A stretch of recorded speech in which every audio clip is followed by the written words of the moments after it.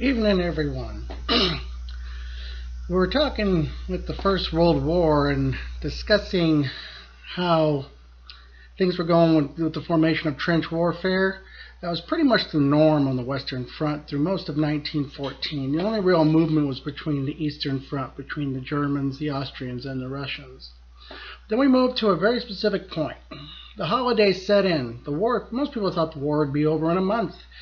And what happens is on Christmas Eve, 1914, the British soldiers, this is a part of northern France, they see something a little bit weird. Well, before they start hearing the Germans singing Christmas carols in German.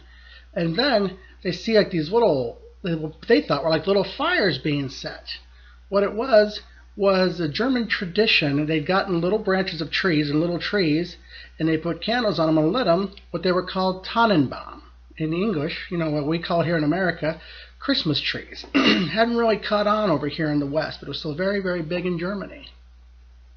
And what happened was there was a couple of soldiers on the German side who decided to take a chance and go out and leave their weapons behind on the 25th and go out into no man's land. That's the area where no one dares go. There's barbed wire, rats as big as cats, the dead all over the place.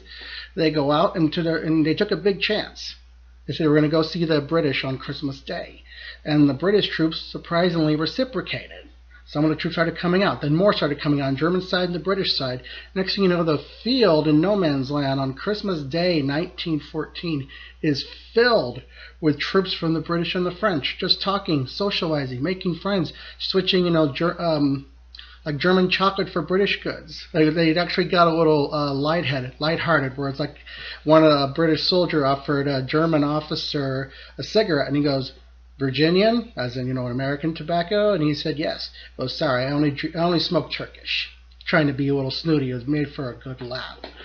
And some of them actually formed a soccer game in the middle of no man's land after they, of course, cleared all the dead out, and they had a full-on soccer game between the Germans and the British.